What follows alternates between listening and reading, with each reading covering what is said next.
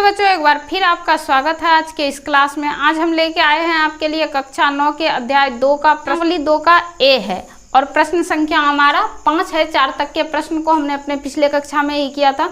आज हमारा प्रश्न 5 है। प्रश्न 5 में है कि निम्नांकित में कौन सा बहुपद मानक रूप में है।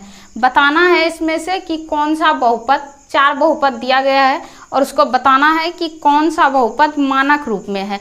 तो कोई भी बहुपद मानक रूप में है, ये जानने के लिए क्या देखना पड़ता है कि उसमें जो चरपद दिया गया है उस चरपद का घात या तो आरोही क्रम में हो या तो अवरोही क्रम में हो।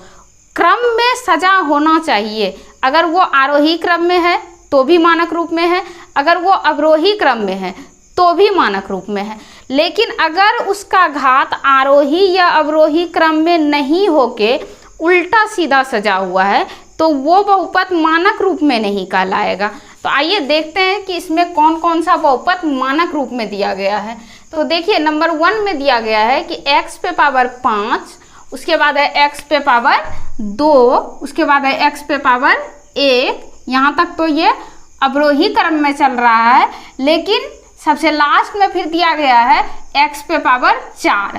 तो x पे पावर 4 यहाँ दिया गया है, जबकि ये पद 5 के x पे पावर 5 के जस्ट बगल में अगर होता तो ये क्या हो जाता, मानक रूप में होता।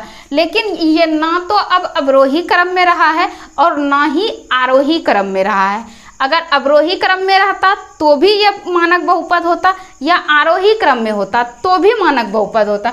लेकिन ना तो ये आरोही में है ना ही अवरोही में है, इसलिए ये क्या है, मानक बहुपद नहीं है। तो लिखेंगे यहाँ मानक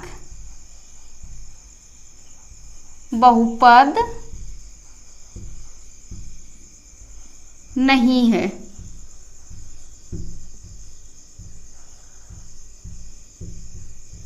नंबर 1 का हो गया मानक बहुपद नहीं है। क्यों नहीं है?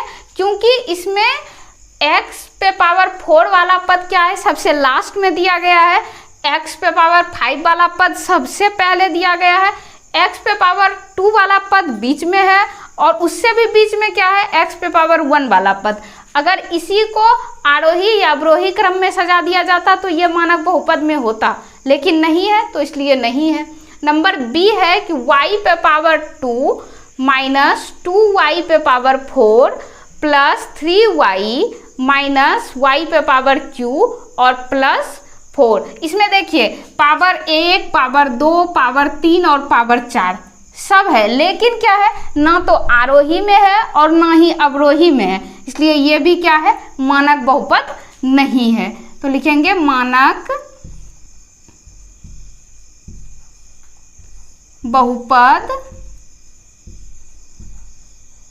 नहीं है।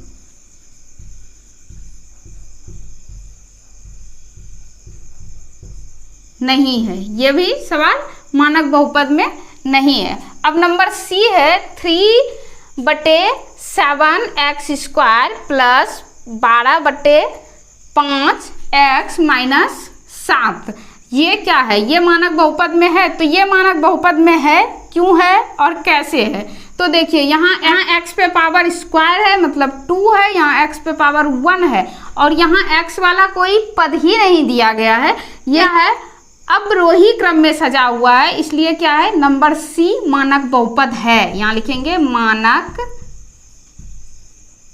बहुपद है। नंबर सी मानक बहुपद है। कैसे है?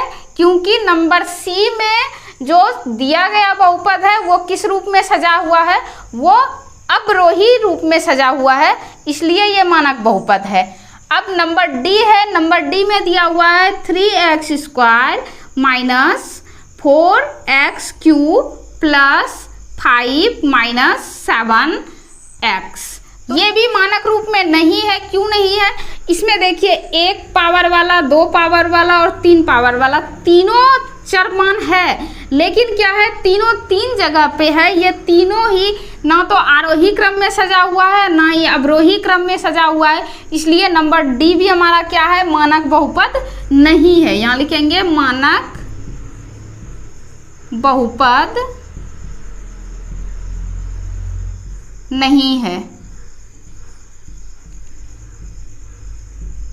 नंबर डी भी मानक बहुपद नहीं है। इसमें पूछा जा रहा था कि इसमें से कौन सा मानक बहुपद है, तो नंबर सी ही सिर्फ मानक बहुपद है, बाकी 3 जो है वो मानक बहुपद नहीं है। इस तरह से हमारा सवाल नंबर 5 बनकर कंप्लीट हो गया और मुझे उम्मीद है कि आप मानक बहुपद को अच्छी तरह से समझ गए होंगे। उसको समझने में आपको कहीं कोई दिक्कत नहीं हुआ होगा। इस तरह के और भी सवाल को सीखने के लिए आप हमारे साथ बने रहिए। इसी के साथ लेते हैं विदा, मिलते हैं अगले क्लास में, तब तक के लिए गुड बाय।